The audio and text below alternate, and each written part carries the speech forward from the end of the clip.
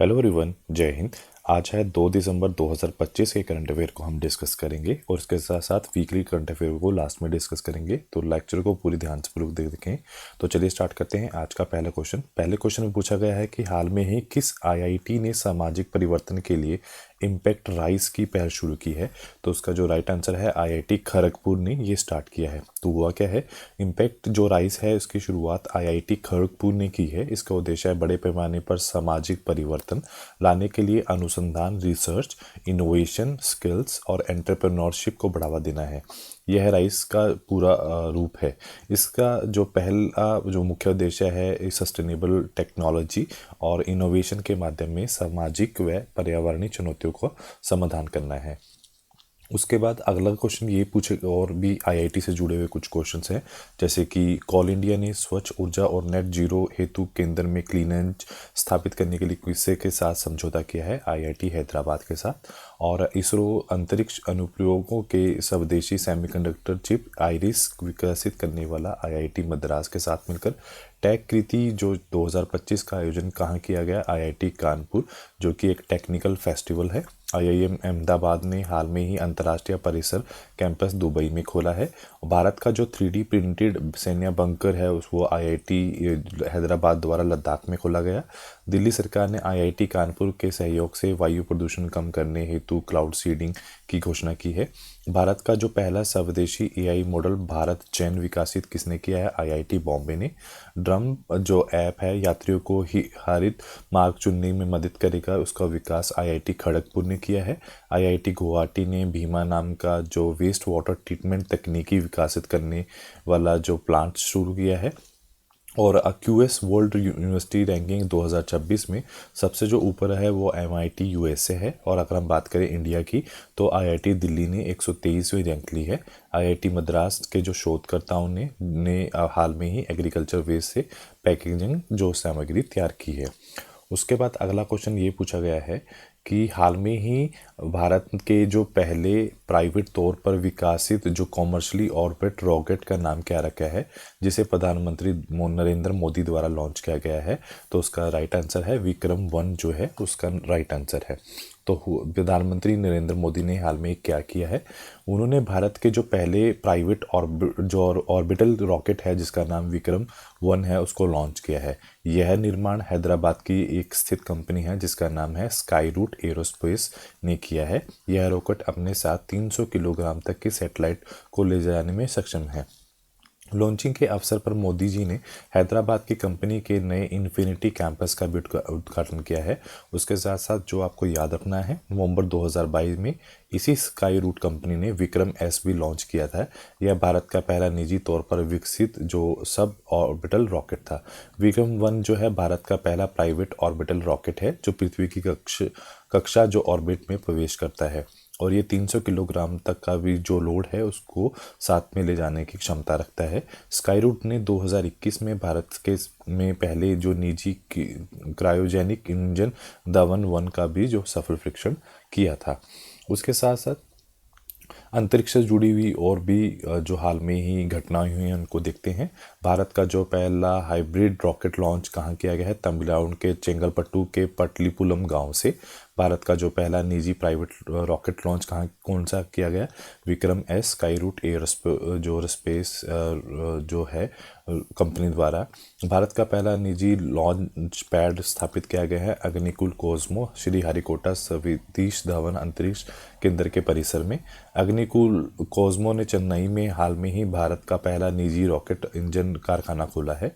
भारत का पहला निजी क्रायोजेनिक जो रॉकेट इंजन है उसका नाम धवन-1 है जिसका परीक्षण अग्निकुल कोस्मोस द्वारा किया गया।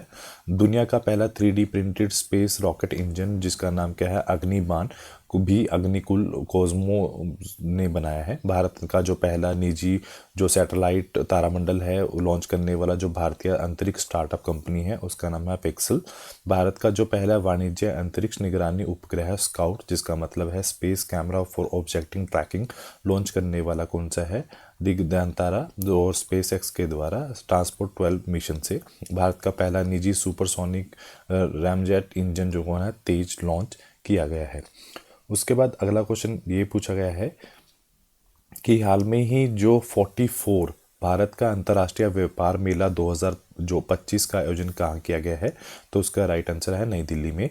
तो हुआ क्या है, इंडियन इंटरनेशनल ट्रेड फेयर 2025 जिसका 44 एडिशन कहाँ किया गया है? वो नई दिल्ली में किया गया है, भारत मंडपम में। और कब से कब तक? 14 से 27 नवंबर 2025 में। थीम क्या थी? एक भारत श्रेष्ठ भारत। भागीदार राज्य कौन था और देश कौन था? भागीदार राज्य की बात करें तो उत्तराखंड, राजस्थान, महाराष्ट्र, बिहार। अगर हम फोकस स्टेट की बात करें तो झारखंड जो थी वो फोकस स्टेट थी इस मेले की। और उसके साथ साथ देश भर में जो अतिरिक्त जो मेले हुए हैं उस पर नज़र डालते हैं।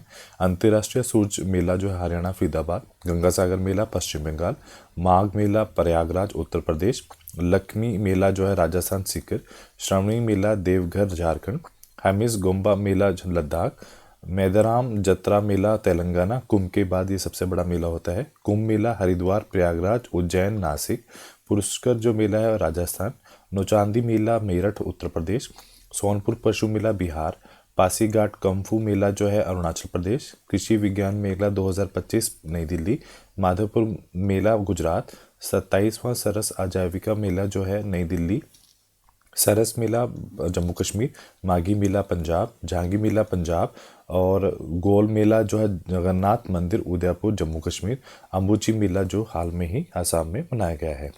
उसके बाद अगला क्वेश्चन ये पूछा गया है कि हाल में ही 2025 लोकनाय फाउंडेशन साहित्य पुरस्कार के लिए किसे चुना गया है? तो उनका राइट आंसर है वेल मात्रा जो सीमाना है उनको चुना गया है। उसके साथ साथ हाल में ही जो चुने गए और भी जिनको सार्वजनिक पुरस्कार दिए गए हैं और जिसे ऑनर किया गया है, जैसे कि लता दीननाथ मंगेशकर पुरस्कार 2025 कुमार मंगलम बिडाला को, मधुसूदन शाही को फिजी देश का सर्वोच्च नागरिक सम्मान companion of the order of Fiji से सम्मानित किया गया।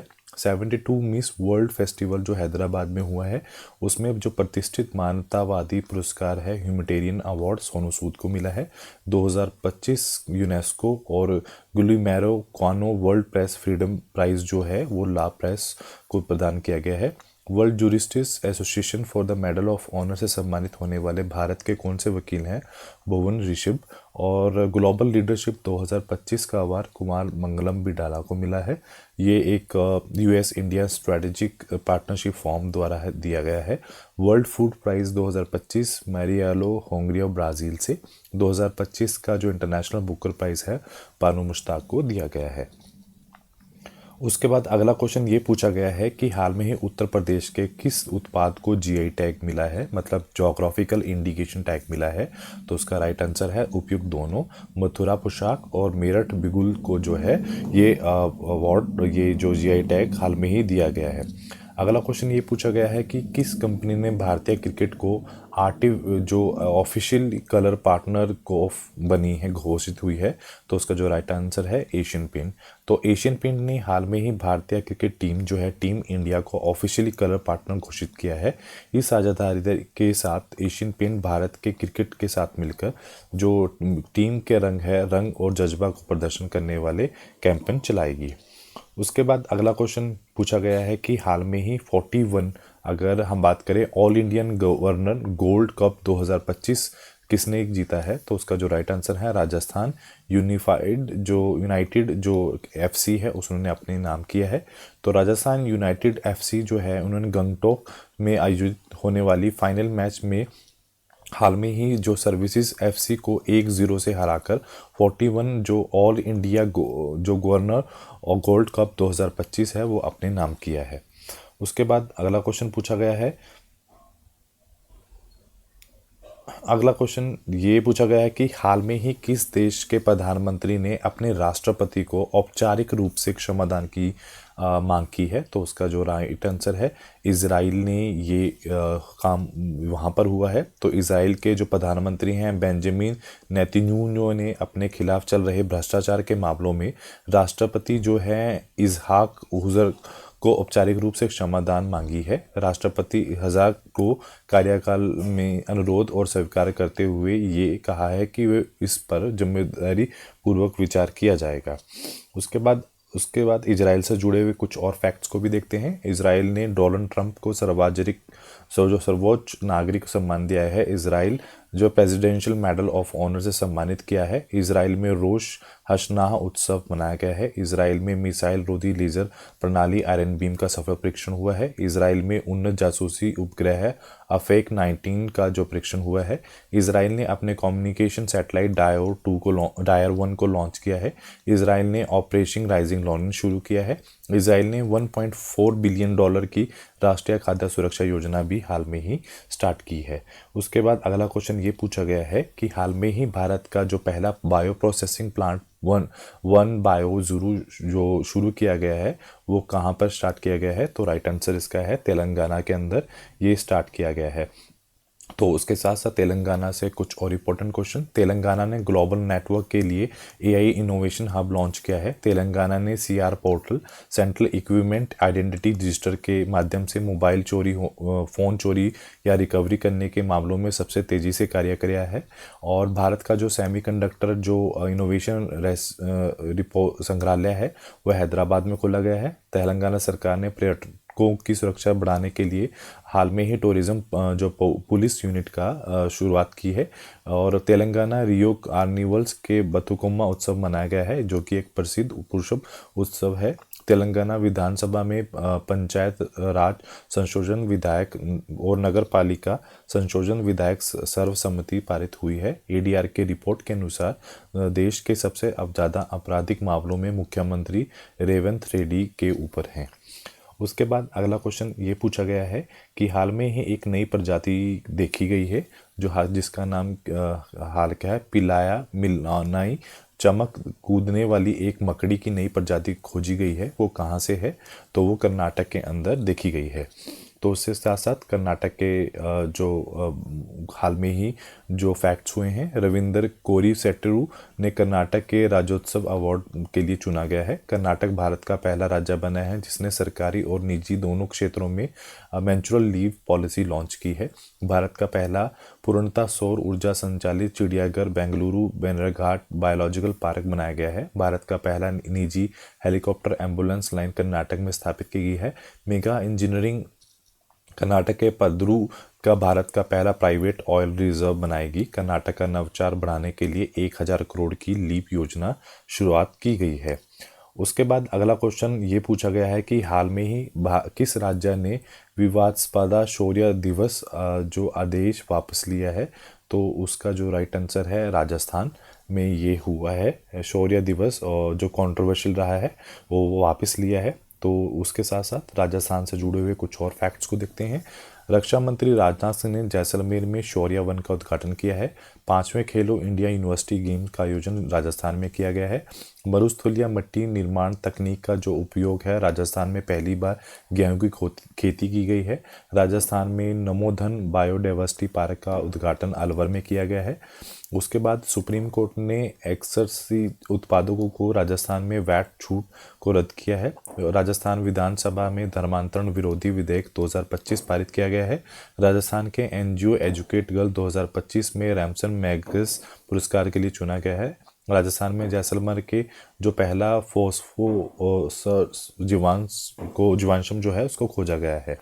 उसके बाद आज का जो लास्ट क्वेश्चन ये पूछा गया है कि हाल में ही किस राज्य को जो मिनरल डेवलपमेंट को बढ़ाने के लिए लाइमस्टोन जो ब्लॉक्स की पहली नीलामी की जाएगी, तो राइट आंसर इसका है जम्मू और कश्मीर इसका राइट आंसर रहेगा। तो हाल में ही हुआ क्या है, जम्मू कश्मीर में दरबार मूव की परंपरा को पुनः प्रारंभ किया गया है। 69 जो राष्ट्रीय खेल जो है उसकी शुरुआत जम्मू कश्मीर में की गई है। जम्मू कश्मीर में 50वीं नई अटल जो थिंकरिंग लैब का घोषणा की गई है। कश्मीरी घाटी में माल ढुलाई के लिए जो सक्षम पहला रेलवे स्टेशन अनंतगंगा जो रेलवे स्टेशन रूप से विकसित किया गया। श्रीनगर में पहली बार खेलो इंडिया जल महोत्सव का आयोजित किया गया। भारतीय सेना ने उधमपुर में ऑपरेशन बिहाली शुरू किया गया। प्रधानमंत्री नरेंद्र मोदी ने जम्मू कश्मीर के विश्व के सबसे ऊंचे रेल आर्च पुल का उद्घाटन किया। अगर हम बात करें हवाई inland waterway authority of India का जो नया कार्यकाल है वो श्रीनगर के अंदर स्थापित किया गया है। उसके बाद वीकली करंट अफेयर को आज हम डिस्कस करते हैं कि हाल में ही वीकली में क्या हुआ है। भारत ने लगातार दूसरी बार कबड्डी विश्व कप जीता है। इंडिया जो एशिया की सबसे खराब प्रदर्शन करने वाली जो मुद्रा है वो रुपया बनी है। अरुणाचल प्रदेश के जो पारंपरिक बेले दाऊ को जीआई टैग मिला है। त्रिपुरा का नया राज्य चुनाव आयुक्त मनोज कुमार हैं। भारत का पहला सिल्वर ट्रेड टर्मिनल गुवाहाटी में उद्घाटित किया गया। बांग्लादेश दक्षिण एशिया को पहला ऐसा देश बना है जो संयुक्त जल सम्मेलन में भाग लिया है। विकास प्रतिभूति सूचक की अगर हम बात करें, स्वीडन सबसे ऊपर है। दुनिया का सबसे बड़ा शहर जगराता बना है on the basis of population. Sikkim में दो पारंपरिक जो वाद्य यंत्रों को जैसे तुंगबोक और पटुगामा पुलित जो हैं उनको जीआई टैग मिला है। Justice Suryakant 53 chief justice of India बने हैं। उसके साथ साथ जो लास्ट करंट अफेयर हैं, इटली ने अपना चौथा डेविस कप जीता है। ये हुआ भी, होस्ट भी इटली ने ही किया था। नागालैंड के जो सभी जिलों में जो ओल्ड एज होम स्थापित किए गए हैं। सेबी के जो पूर्णकालिक सदस्य बने हैं संदीप प्रधान बने हैं। स्वीडन का जो पहला देश बना है जो कैशलेस है। शेफाली वर्मा हरियाणा महिला आयोग के ब्रांड एम्बेसडर नियुक्त की हुई हैं। और भारत ने पहला जो ब्लाइंड T20 जो वर्ल्ड कप है वो जीता है। इथोपिया ने 12,000 साल बाद हेलीगाबा ज्वालामुखी का में अभी फटा है। अगर हम बात करें, विश्व स्वास्थ्य संगठन WHO ने इंडोनेशिया को पोलियो मुक्त घोषित किया है। दीप्ति शर्मा जो है वुमेन प्रीमियम लीग 2026 की नीलामी में सबसे महंगी खिलाड़ी बनी है। और जो श्रीनिवासन है CIA गुणवत्ता रत्न पुरस्कार 2025 के लिए हाल में ही सम्मानित किए गए हैं। तो आज के लिए इतना ही। Do like share my channel. Thank you so much.